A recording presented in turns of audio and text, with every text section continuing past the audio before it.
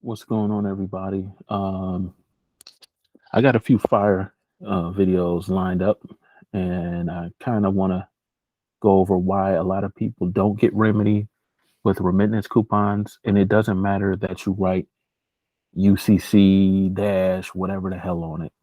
People just are telling you stuff and they really don't know what they're talking about, but that's okay. We'll clear it up. Now, I want you to understand that an installment contract is pretty much the same as a deposit agreement.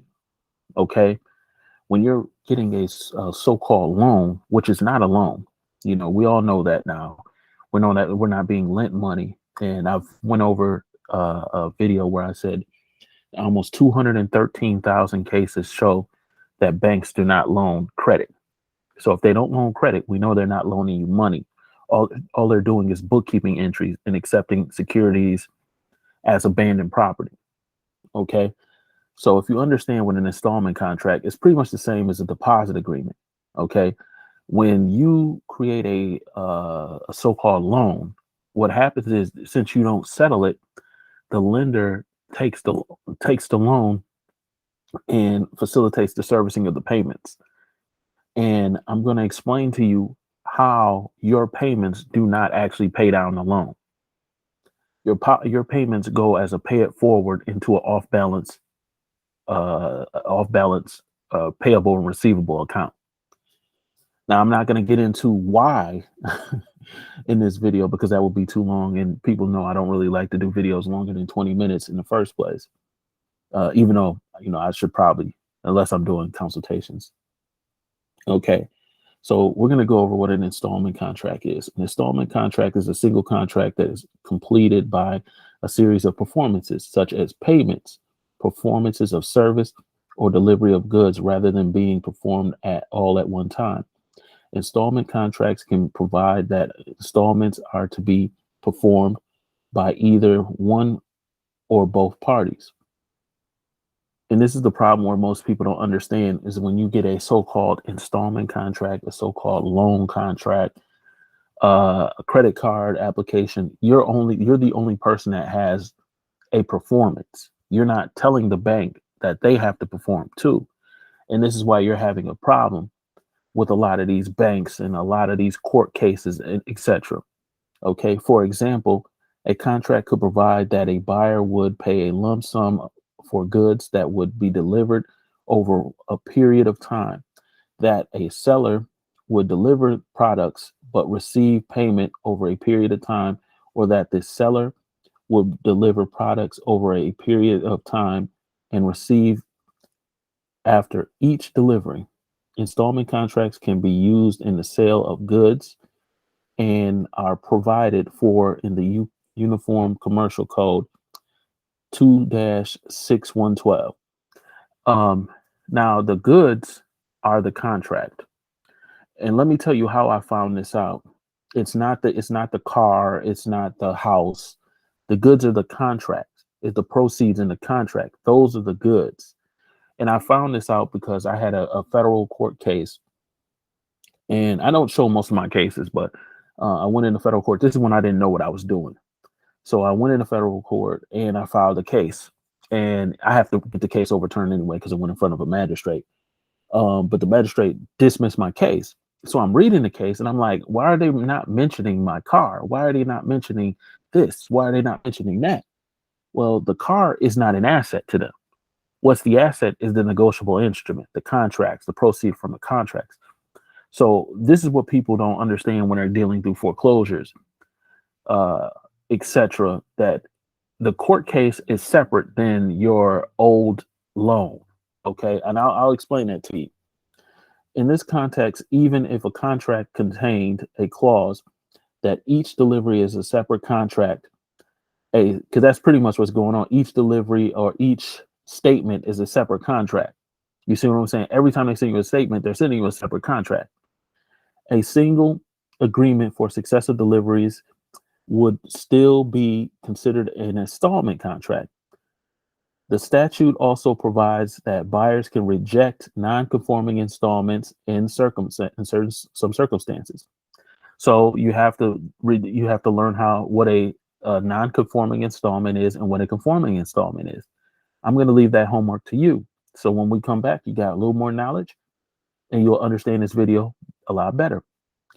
Further, a non-conforming installment that impacts the value of the whole contract can constitute a breach of the whole contract.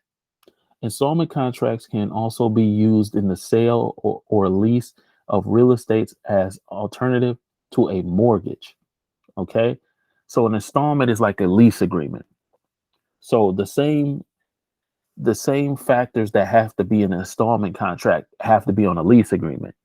So if your lease agreement is missing certain uh codes, you can go back and get all your money back.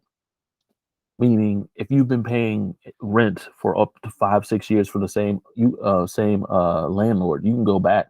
Being landlord is a risky game because you're really playing with other people's money. You know what I'm saying?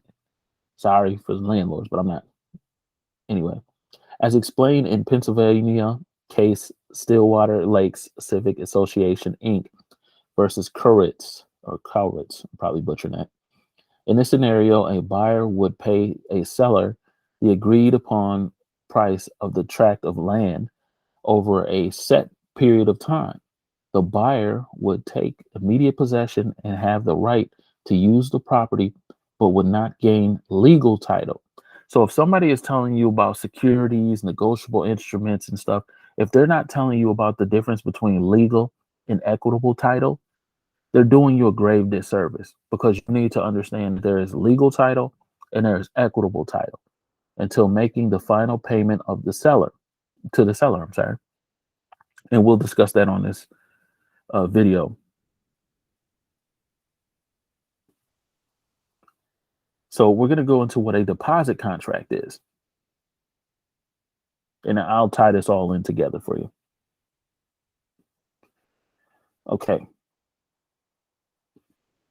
A deposit contract is an agreement between a financial institution and its customer.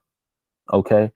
When you get an installment contract, the installment contract is really a deposit agreement, but the payables and the receivables don't go to you or in your account. But what happens is they do what is called bookkeeping entries, and I'll explain that to you. So a deposit agreement is an agreement between a financial institution and its customers. This contract governs the treatment of deposited funds. Well, if you have an installment contract, where's the deposit account? You see what I'm saying? So you have to understand the reason why you don't control your deposit account is because you haven't taken title to it. So of the deposited funds and the payment of checks and also other demands against the customer's account. See, other demands against the customer's account. Okay. Now we're going to go over to here. What is off-balance sheet items? Now, due to securitization, of people who've done my consultations, I teach you kind of how to. So, in some of them, I've taught you how the economy truly works, and that inflation is based off securitization and other aspects, but mainly securitization. Okay, so we'll get into what an off-balance sheet item is. Now, if you have an off-balance account, when you open up a bank account or you open up a so-called loan contract, the loan contract, you don't have title to it. Okay, whenever you give something to the bank, they retain title and interest until you take the title over. So when you pay a car note, it is not going, a so-called car loan, it is not going into the loan. Your account is being adjusted, but it's actually being deposited in a securities account because the bank doesn't own the property. All the bank does is facilitate payments. Okay, so this is what is called an off-balance sheet item. So an off-balance sheet item, OBS, is a term for assets or liabilities that do not appear on a company's balance sheet.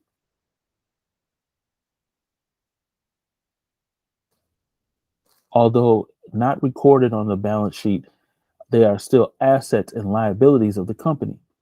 Off-balance sheet items are typically those not owned by or direct obligations of the company. So if you get a car loan, who's listed as the owner on the car loan on the title? You are. You see what I'm saying? So if you understand how this all works, I want y'all to put it together. I just don't want to give you the answer because I want you to think. So if I'm the owner, how come I'm not the owner of the deposit account? Okay. So, for example, when loans are securitized and sold off as investments, this is what's happening to your loan.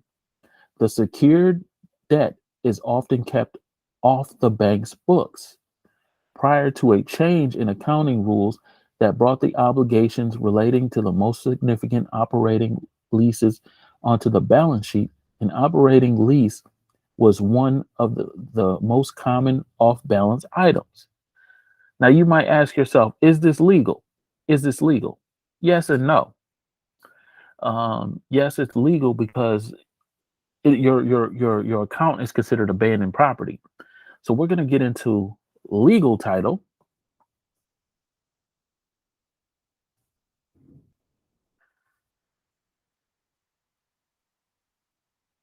Okay.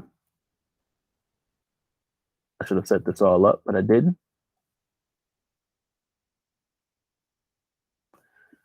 And we're going to get into legal title and equitable title. Okay. So first, we're going to get into what title is. So you understand that if you have an account, if you're listed as the owner and you don't retain legal and equitable title over the account, a financial institution can do whatever the hell they want to. That's why in my comment section, people say stuff, you can't discharge debt. That's not true. Or people don't believe you can. If you understand and you have knowledge of this stuff, like I've been, I've been studying this for 7, 8 years. So I'm not new at this. I ain't getting on the internet telling you to read some UCC book and all this other stuff. I've been in this. So we'll get to title. And this is not a disrespect or shot, but it's a lot of people who are taking people's information and then they're going and profiting off of other people's information and not crediting the other person that they're profiting off of. Okay, title. The title is the aggregate of legal title and rights enjoyed by a person under laws towards the ownership and the possession of property. Generally, title is associated with real estate and signifies absolute ownership. Title can be classified in two types: legal title, that title that can be documented and is available through public records. Okay, so when people tell you there's a separation from public and private, yeah, I could show you how to take over all your accounts and control them, but I'm not going to do that as of yet on this call. I mean, on this account, but I can tell you how to take over all your legal and all your accounts. Okay, such title grants rights to the owner to exercise various types of rights on the property, such as an easement. So let's look up what an easement is. An easement is the grant of non-possessory property interest that provides the easement to the easement holder permission to use another person's land. So doesn't that sound like a mortgage? So basically, when you get a mortgage, it's almost like a sharecropping agreement. Like you're there to keep up the house. The state is really facilitating the taxation, so they have a lien in your property. The bank has a lien in the property, and you're just a sharecropper in your own damn house. Because people don't understand what I'm telling you, you have to take over your accounts. There are different kinds of easements. If an easement apparented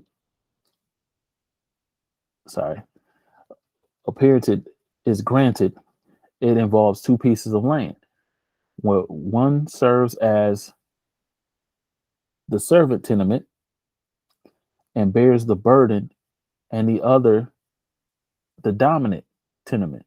You see what I'm saying? So what happens is you become the servant when you buy a house. Now people try to say, oh, you can't own no house, and you can't own anything, because basically all you are is you're physically transferring through in the physical form. Now, whatever form you morph into after this, where your spirit goes into, I'm not getting into all that. That's a little metaphysical and too deep for these little, these low level conversations. Okay. Which benefits from the grant of the easement and has permission to use the servant land in some manner. While there are different kinds of easements, there are two types of easements, specifically affirmative and negative. An affirmative easement gives the easement holder the right to do something on the grantor of the easement's land, such as travel on the road through the grantor's land. So these are questions you could bring up uh, in court cases too. If you want to, argue, you can ask, well, who has a grant to this land? And who has control of this land? And if the court doesn't have control of the land, I'm going to ask that you dismiss this case because you don't control the land, you don't control me, and you don't control the traffic ticket. So how can you have jurisdiction?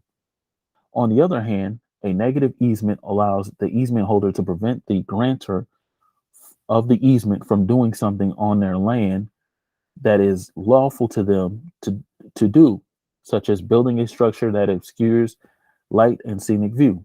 Now, or a scenic view. I'm sorry. Now you notice, like, if you live in a house, you really don't own it to a degree, because when you live in that house, they can restrict you from building certain things on your house. It's because the state has an interest in your house, or the municipality has an interest in your house, and the bank does. You see what I'm saying? So the state could say, "Oh, you can't build that. You need these type of permits. That's why you need all these permits." Because these families, these corporations and stuff, they knew how to make this difficult, so people can't, like, if you ever went to a Muslim country like I have, when you go to Jordan, they're like, you can just build a house anywhere you want to.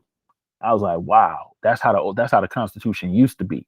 So they tell you the Constitution is under Christian law, but it was really under Sharia law. But I'm not getting into that either. So easement can be created in a variety of ways.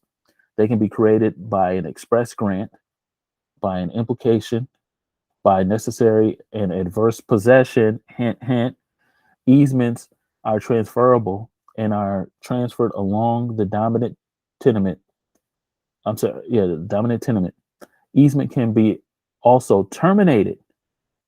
An easement can be terminated if it was created by the necessity, and the necessity ceases to exist if the servant's land is destroyed or if it is abandoned. I hope y'all got all that game in there. So now we went from easement rights to development rights to possession rights, selling rights, exclusive use. Okay, now we're getting to the big boy, equitable title. Now, equitable title is seen in some places as lower than legal title, and it is not. But when you're going into title, you always want to go into equity, not legality. Because legal, if you try to know law, it's expansive. It took me a long time to know the law. Like, sometimes people think that they're just going to learn it. No, it takes a long time. Equitable title that allows the owner to enjoy the property, even though they may not have legal title. True ownership requires what? Legal title. So if you have a bank account and the bank has your account, they have legal title over your account. You have equitable title over your account. And what you have to do,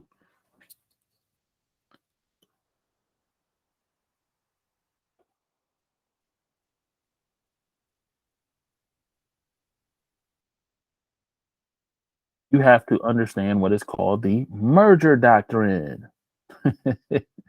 So in trust law, the term merger refers to furnishing legal and equitable title in the event the same person becomes both sole trustee and the sole beneficiary of a trust.